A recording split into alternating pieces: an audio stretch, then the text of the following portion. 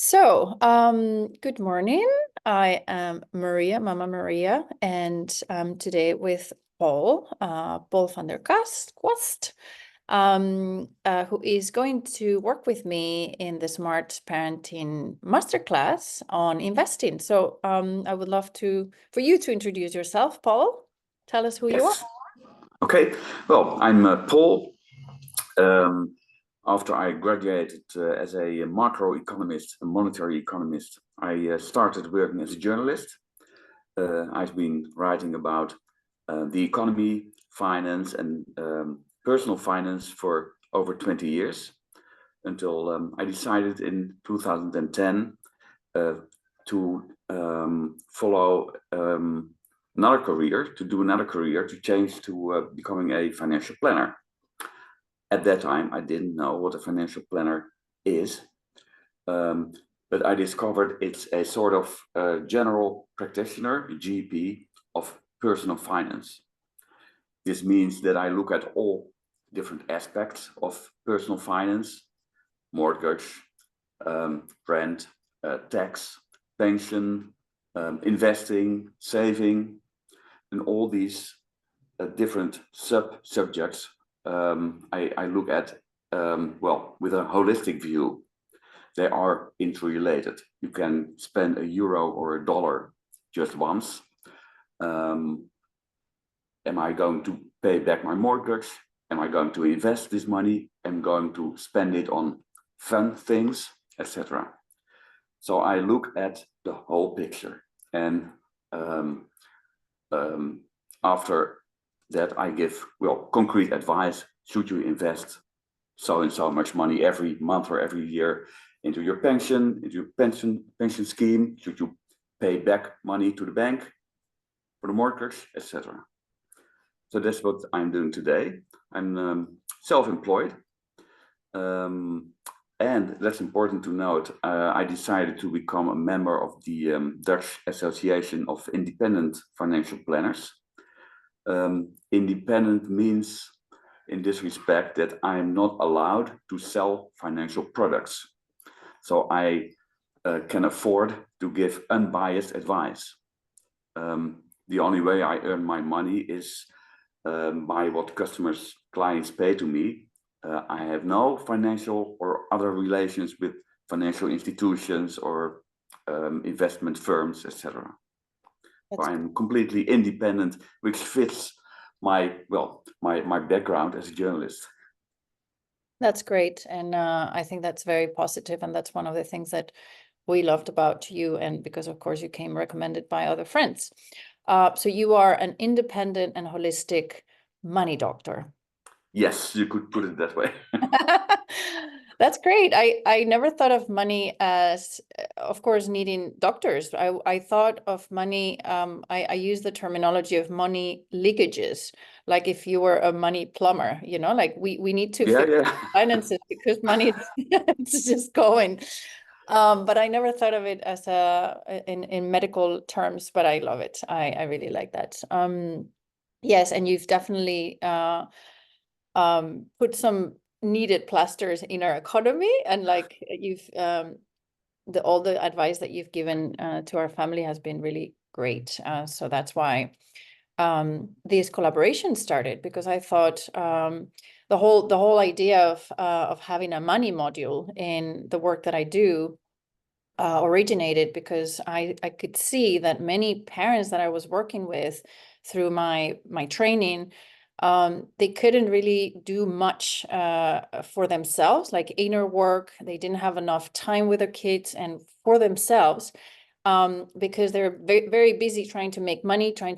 But the money picture was very incomplete. A lot of people were just making a lot of money, but also spending a lot of money, not making very wise choices. And I realized that much of the money, the relationship that we have with money also comes from childhood. It's inherited from our own parents, right? So because of all of this, I thought, parents won't be able to change themselves if they don't change the relationship with money, which also is related to time, right? Like money can buy time. And if you don't have enough money, then you have to use your time to make more money, and so on. So that's why I brought these two, for me, critical pillars to the smart parenting module or system, or kind of philosophy that I bring. And when looking at the money module, so it's divided into 5 parts, and one of them is about our own belief systems, our mindset, our relationship with money, basically, and really looking into our own childhood patterns and how are we parented, how our parents were with money or are with money, and so on. Another part is about owning your finances, right? Like you can't change, and you can own whatever you don't know how much you have, how much is, your money leakages, how much are you spending, how much are you bringing in. So really owning. The other 2 areas are about making more. So very creative ways of actually making more money with the existing situation that you have, without changing any jobs, without changing anything in your life. Just how do you actually attract more money? And the other one is about spending wisely and in different ways. So in different ways, really about changing the way that you spend. And the last part is about investing, and that's where you come in. And so tell us a bit about what you want to include. What we included in the Smart Parenting course the last time, and this is of course a reduced version. This is a master class coming up in July. But what are the parts that you will be talking about so that people can get? Yes, thank you. First, it's important to realize that if you do nothing with your money, if there is any, slowly it evaporates. Taking into account inflation and tax. So let's assume that the inflation rate is 3%, which it is more or less nowadays, and the tax is 1%. This adds up to 4%. If you do nothing, your money evaporates by 4% a year. Okay, you could go to a bank in the Netherlands, you could get 1 or 1.5%, but still that leaves 2.5% that goes up in thin air. It disappears. So it's important to, well, at least try to get a higher savings rate or invest your money. Well, investing is a different game. Investing is something you should do for the long run only, not with money that you may need next month or next year. So what I would tell you is, what is investing? What's the difference between investing and speculating, gambling? Many people mix this up, but these are completely different games, subjects. What is it? What are the risks? Many people are scared of the risks. Again, there's the difference between investing with a long-term view, having thought about it thoroughly, making a plan and stick to it. That's one thing. And gambling, speculating is another thing. So what are the risks and how to decrease these risks or hedge against these risks? Sorry, my iPad.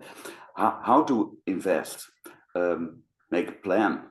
Invest part of your income every month without thinking about it, automating it. Where to invest?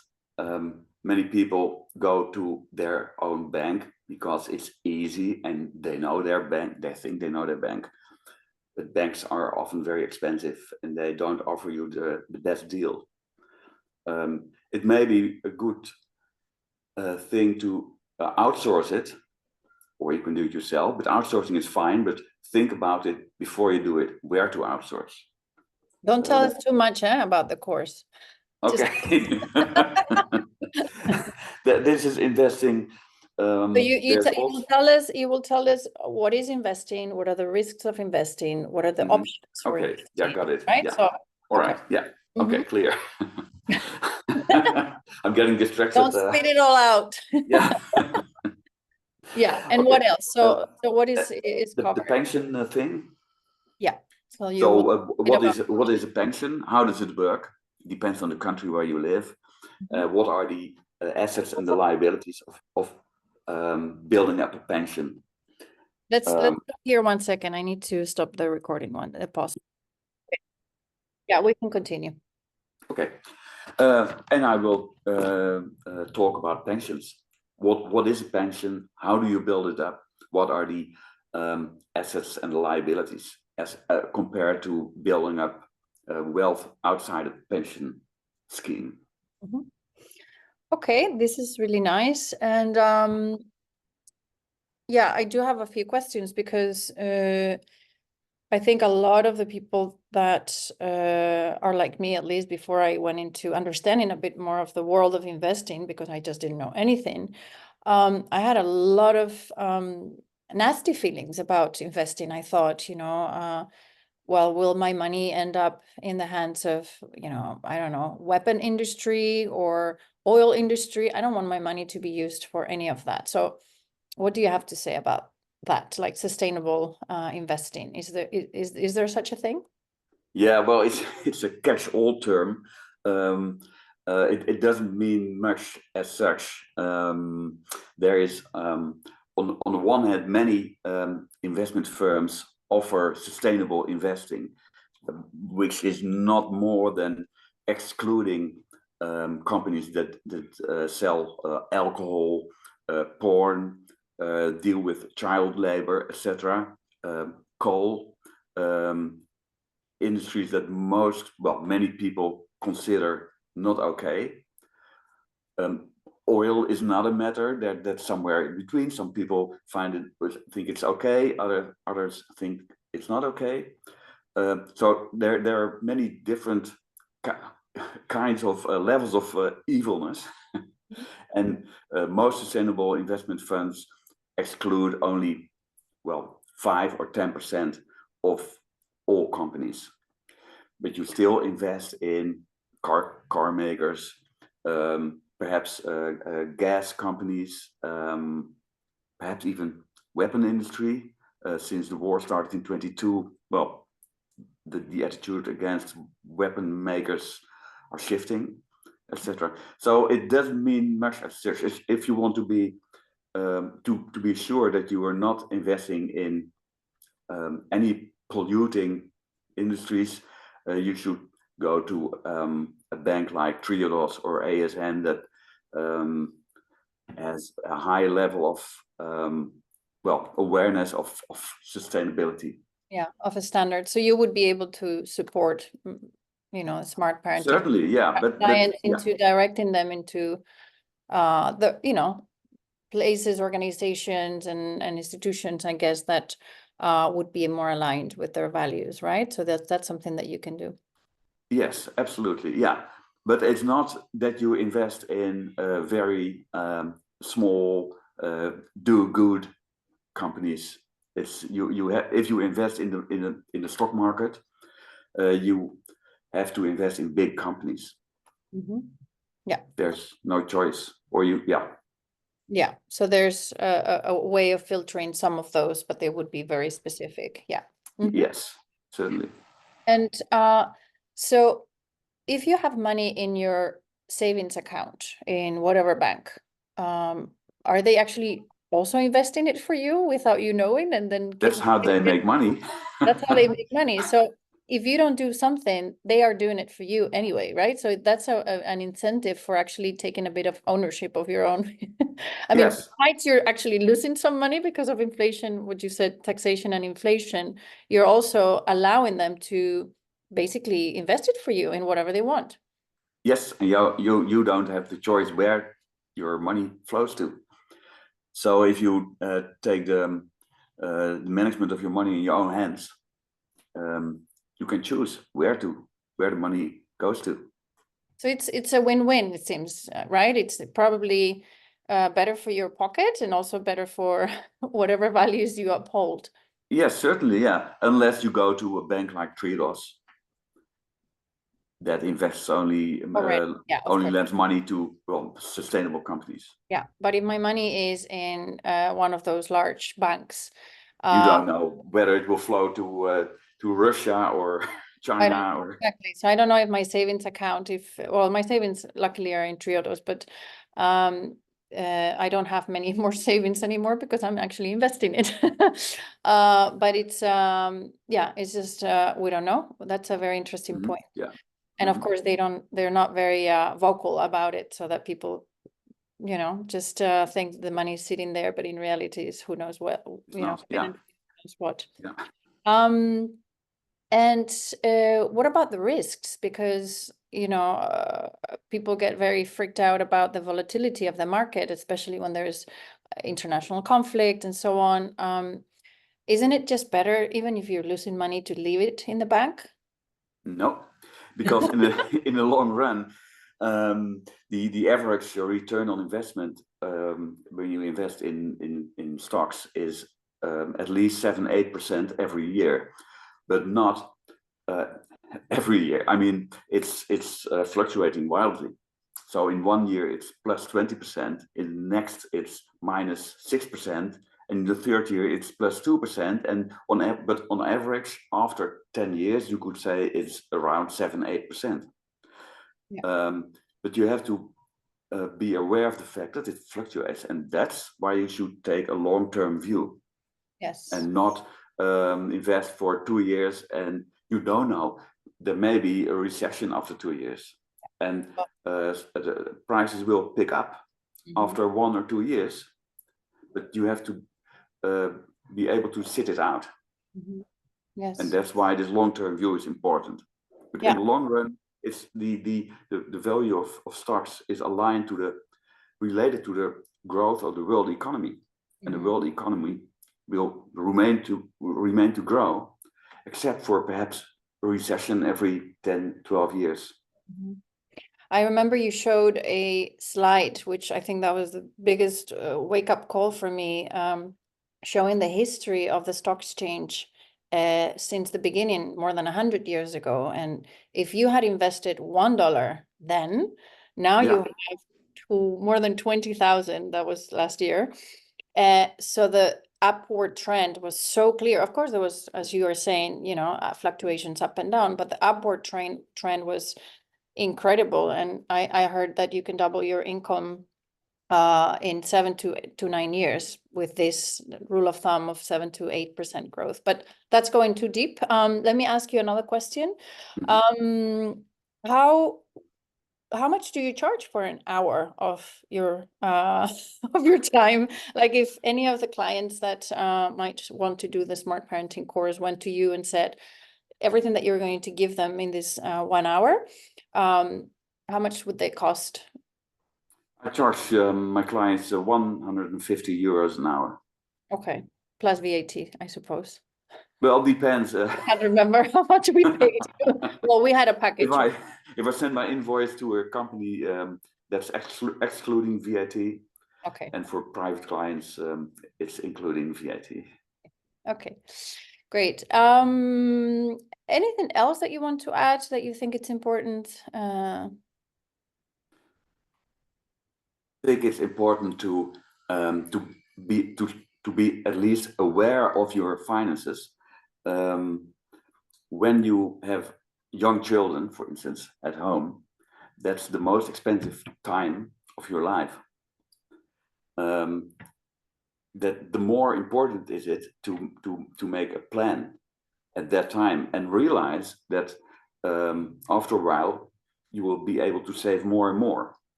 If you make a plan in this most expensive time, you're well prepared for a much better future. And well, it's a fact that it's expensive. Yes, it is. for a while, but this while goes away. Yeah, this is one of the reasons why I'm trying to convince people of the need to prepare as soon as possible, even when you're considering having children, to start thinking about a financial plan, because I think it's crazy that we prepare financially for any other area of our lives. Like, you need to have a thorough check to buy a house. Having a child is almost as expensive in some places as buying a house. It's the same thing if you have a business. You do need to have a business plan in place. But for some reason, you know, we come to parenting sometimes with empty pockets. And I believe that is a big problem for a lot of families, and a lot of families are really struggling.